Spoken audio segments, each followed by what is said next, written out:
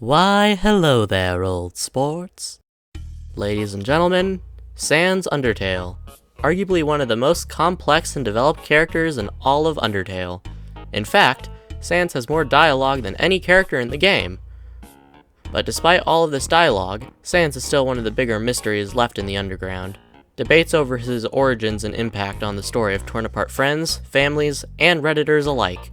There are so many questions. Where did Sans come from? Where is he going? Who are his parents? Where was Sans on 9/11? Why won't he submit to a polygraph test? Is he hitting that? Well, today, we're going to get to the bottom of these mysteries, and by that, I mean I'm not going to, because I'm copying this script from a Mossbag video, because I thought it would be a funny gag, and honestly, it probably won't be, but In all seriousness, Sans Undertale, and his counterpart, Sans Deltarune, are very interesting characters in and outside of the games they're in. In fact, I don't think I've seen the Undertale Deltarune fandom turn on one of Toby's characters this drastically and over such a short amount of time. And to be specific, the thing that confuses me about Sans and Deltarune particularly is the fact that his character hasn't really drastically changed that much. It's not like it's not even like a small thing that you thought, like, oh, this character did a bad thing that, looking back, we should have saw coming. Where it's like, with a character like Griffith from Berserk, you already knew he had this darker side to him, and what he does later on is kind of just an extension of that. It's not that he changed, it's that he was just hiding who he really was. But with Sans, that's not really the case. Now, please keep in mind that when it comes to me specifically, I'm a bit on the spectrum, so I have a harder time picking up jokes occasionally. So, being honest, I'm probably just taking jokes people are making about killing Sans and blowing them out of proportion, but then again, there are people who do take them seriously. But that isn't really what the video is about. I just want to talk about who Sans is in Deltarune compared to him in Undertale. Now, talking about who Sans is as a character is kind of odd considering how much what I'd like to call artificial baggage surrounds the character. While a character like W.D. Gaster has vague character traits that you can pick up on through just interpretation of his dialogue, he already doesn't really have much to work with, so it's easier to fill in blanks here and there. But Sans has almost built up a personality in so many people's heads that is probably off the mark in some ways. So people feel like Sans has changed, when in all reality, he's changing from our expectations of him. But again, that's just my opinion. A recent trend within the Undertale fandom is people describing how they see the Canon version of Sans compared to the fanon version. And what they mean by this is how fans interpreted him back in 2015, 2016, 2017, those years, etc. Back in the earlier days of the fandom. The point of this was to kind of poke fun at how dumb our interpretations of these characters were back when we were literal children. But ironically, through all the memes, it kind of wrapped around to being wrong in the other direction. So we kind of went from having a community consensus of Sans being this vengeful judge who shows no mercy and is extremely sad over everything and is super overprotective of Papyrus, to, well, he kind of just doesn't care about anything and doesn't really give a damn. Which, I mean, I guess the second one is kind of a little more accurate, but I feel like both are kind of misrepresentations of his character to different levels. Personally, Sans is he goes back and forth between being my first and second favorite character in Undertale. The other person is Flowey, if you're curious. And that is because I think Sans is such an interesting character, and he's interesting in how he plays into the meta-narrative of Undertale. But people got so caught up in their megalomania that they kind of lost track of who Sans was, and the context behind the scene that made him so famous. I would argue that the fight with Sans is one of the most iconic moments in indie gaming history, if not video gaming history in the 2010s. But the problem is people got so wrapped up in the hype that they kind of forgot all the context and build-up that made that scene so special in the first place. Now, this is going to be an odd comparison, but I think Sans and Garfield share some similarities, even if they stem from different reasons. And that's mostly how lazy they are, or one of the reasons is how lazy they are, and kind of how unwilling they are to do anything, and how awkward it feels when you try to force them to do things. My point being, seeing all these AUs and comics where Sans is like the main figure of action kind of feels wrong and out of character, because, let me remind you, the only reason Sans fights you in the No Mercy route is because the world will end. Because he doesn't feel motivated enough to fight you in the neutral route, even if you kill all the people, because He assumes that you'll come back and reset if you really are the anomaly, but when it comes to, erasing the whole world from existence, that's kind of harder to overlook for obvious reasons. And the thing I'm trying to get at here is that I think at some point Sans began to be more of a symbol than an actual character to some people. And that's just because, again, like I just said, they kind of got wrapped up in the hype. So as the fandom and the people in it matured, I think some people tried to overcorrect, and we got a more contemplative, solemn Sans. And again, I feel like this is a little closer to the mark, but it's not quite there yet.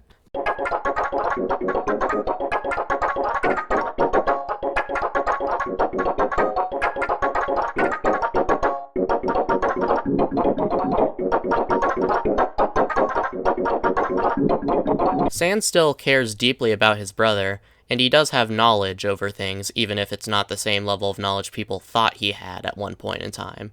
Because again, even if he doesn't remember the resets like Flowey can, he is aware something is up due to his research. Now what I'm trying to get at in this section is that Sans is a very layered, complex character, like most of Toby's characters, and I feel like he's probably one of the most complex characters in the game, just because he has so much screen time and importance to certain branches of the plot.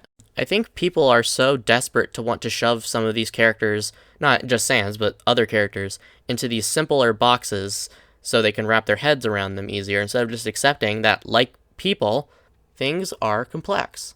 With that being said, I think that we should look at his appearances in Deltarune under that idea, that he's complicated. Okay, I've talked long enough. Let's talk about the big scene in Chapter 4. Upon returning from the church dark world, you'll find Sans and Toriel dancing in the living room. While it is extremely obvious that Toriel is drunk, Sans also might be inebriated, but we're not sure. But I would just go with, he's probably not. After Toriel pauses the music to talk to Susie, Sans will restart the music, causing Susie to leave, and then Chris will go upstairs and then have to listen to Sans and Toriel talking and joking and dancing until the ending of the chapter happens. Now, I have seen some debate on what this scene is supposed to be or what the vibe you're supposed to get from this scene is, and personally, I think it's supposed to be dark humor, and not like says something racist dark humor, like it's just humor that is dark and it's kind of messed up that you're laughing at it.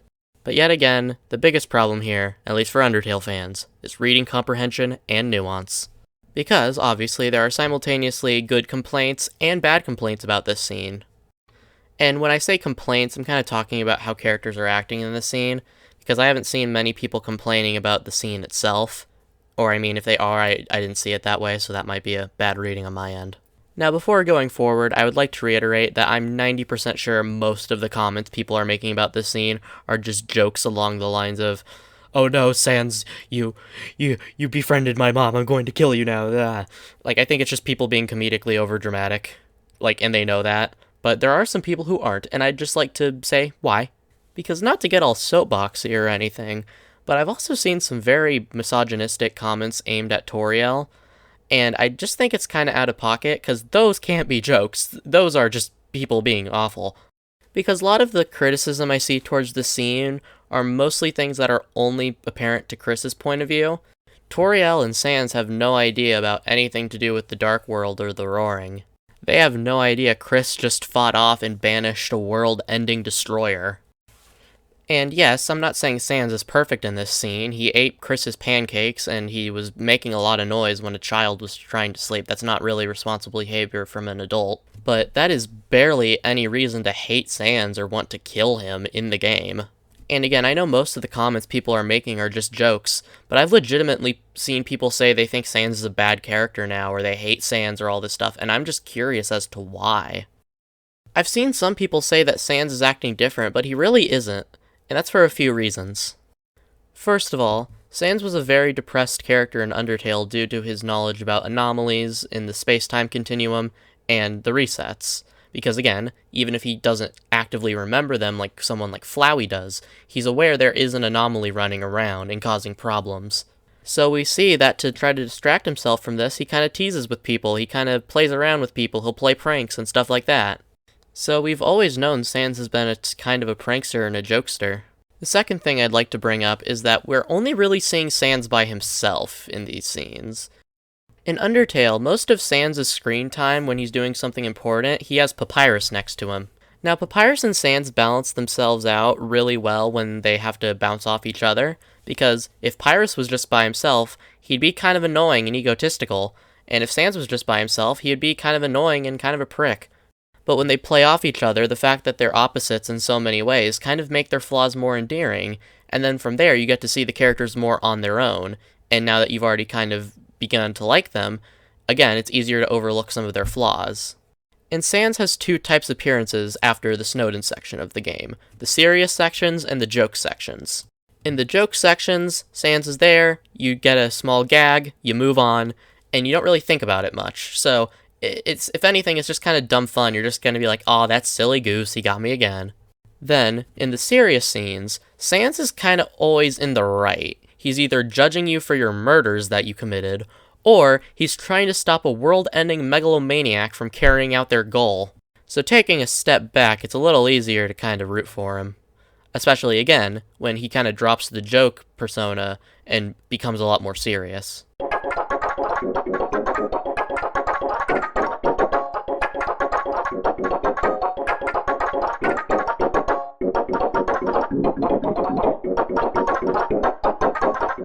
Now, in Deltarune, Sans has never been seen with his brother, and the only person we ever see him talk to is Toriel and then Asgore for a little bit. Besides that, he's always playing off of us and Susie. In these scenes, he's kind of being back to that jokester-prankster persona, because he doesn't have anything serious to worry about. Now, as I said earlier, I think part of the reason some people are mad at Sans is just because he's not lining up with their headcanons anymore. Because, like it or not, Toby Fox is the ultimate person who decides who Sans is. And if you didn't read the alarm clock dialogue that was released, then the last times we got to see Sans was 9 years ago. And then, even if we put aside any stuff related to Sans' knowledge of anomalies and stuff like that, we also have to keep in mind the possibility that maybe Sans acting like a jackass is part of a character arc. I've seen some people argue that Undertale characters can't have character arcs in Deltarune because the story isn't about them anymore, but I always thought that was kind of a dumb take. First of all, obviously Toriel, Asgore, and Azriel are all important, and they're from Undertale. Since they are directly related to Chris, they are going to have important character moments, like it or not. And also Undyne. People weren't expecting her to be very important, but getting to her right now is one of the most important plot points in the game right now. So what's stopping Sans from having a character arc? As I said earlier, people in this fandom are too desperate to jump to fit characters into boxes, and in this case it's, is the character good, or is the character evil? But if Deltarune chapters 3 and 4 has shown us anything, it's that Toby is trying to make a more mature story with more nuanced characters. Do we know if Chris is good or evil? Because they're doing good things and bad things. But it's hard to say right now, and we might never get a clear answer. They're just Chris. And being Chris is all of the good and bad wrapped up into one package. And yet again, this comes down to another issue that plagues the Deltarune community. We're drawing conclusions without enough pieces. The game isn't done yet. Who knows, we might get to spend more time with Sans in the following chapters, and we might get to get close to him again and kind of learn his whole deal. But there's one more thing I want to bring up in terms of possibilities for Sans. And that's his connections to the mysteries behind Undertale and Deltarune. Now, if that Gaster video taught me anything, it's that a noticeable chunk of the fandom seems to be against Toby having meta elements in the game for some reason. Toby has stated there are connections between Undertale and Deltarune, and that is something he has said, whether you like it or not. And with that being said, there are some things we need to talk about with Sans. Sans has always been tied to Gaster. That is just a fact. Whether that be the Gaster blasters he uses, or the weird lab he has, showing that he has some interest in science. As well as his connection to Alphys. Monsters in Deltarune are shown to be able to bleed, which is something that Sans is also shown to do. And most importantly to Deltarune, Sans is shown to have supernatural abilities. Now, I hesitate to call it magic because it was never really explicitly stated what this ability was in Undertale, but in Undertale, Sans is shown to be able to teleport and possibly freeze time. That one's kind of up in the air. And in the Light World, where it is all but said that magic can't be used, Sans is shown to teleport. Now, given the fact Sans is always kind of had more knowledge than is expected, and he's always kind of playing 5D chess, I would very much not be surprised if Sans ended up having a bigger role to play later on, at least in the meta levels of stuff. It is very possible that even though there might not be an anomaly in the same way there was in Undertale, Sans might be able to see you for what you are. It's also possible that the Sans and Papyrus from Undertale are from Deltarune. If that's the case, that kind of gives more credence to the idea that Sans might go through a character arc, because if that's true and something ends up happening that causes Sans and Papyrus to end up in Undertale, that would probably change them as people to some extent. Now, obviously, again, Sans is a fictional character, he doesn't need defending. I just think it's a bit odd that people seem to turn on him so quickly for no real reason. In fact, most of the legitimate grievances I see people have with the scene more come down to Toriel being irresponsible than Sans. Toriel is the one who got wasted, Toriel is the one who didn't check up on Chris, Toriel is the one who invited someone new into the house, etc., etc. Obviously, people are allowed to not like Sans, and I can completely respect that. I just think it's a bit silly for this one reason. And again, I'd like to reiterate that I know I'm probably reading into a joke too much. I don't know, I just think it's kind of funny how I've seen people give more pity to Flowey and more leeway to Flowey, despite him doing infinitely worse stuff. And I feel like I see a lot of people be like, oh, well, it's kind of ruining Chris's family. Well, the thing is, Toriel is obviously wanting to move on. And what's wrong with that? She's an adult woman, or an adult goat, I guess. She's allowed to enter a new relationship after and the old one is very much over. There's been a divorce. It's not like she's cheating on Asgore.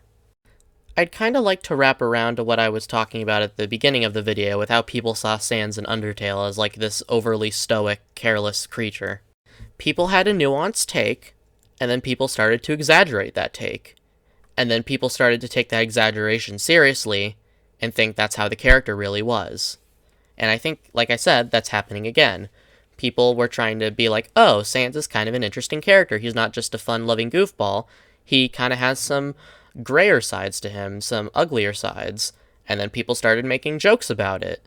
And now I see people actively saying they hate Sans when they didn't before. Again, obviously it's fine to hate Sans, but this being the reason that you hate Sans just seems a bit nonsensical to me. Because I can respect someone who's just like, I just don't like him. I just don't like him. But saying that, oh, well, I liked him until he did this very minor thing, now I hate him with all of my being, that just seems a bit silly to me. I've also seen multiple people say that Sans is tormenting Frisk, and I don't really see that. Like, yeah, he's acting a bit more mean-spirited than he was to Frisk, but also keep in mind that Chris is a teenager. And I wouldn't really call hanging out with one of the only friends you have in a town you just moved to a scummy move. I don't really see how that's tormenting anyone.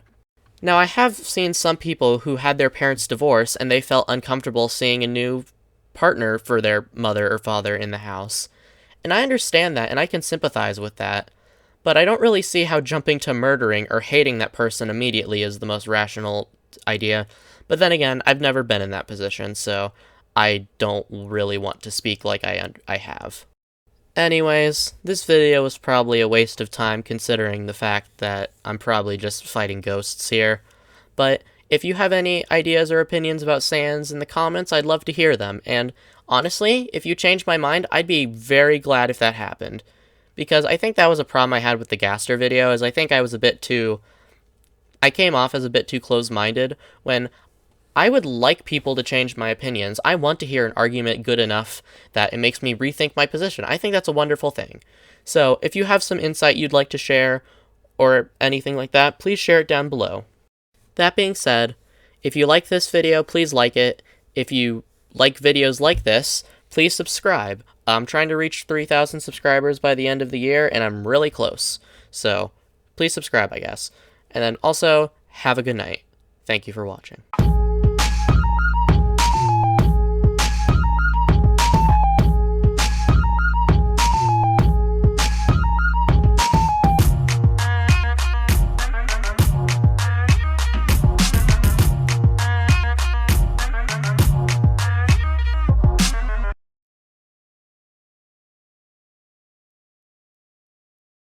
Hey kid, do you want a wiener in your mouth?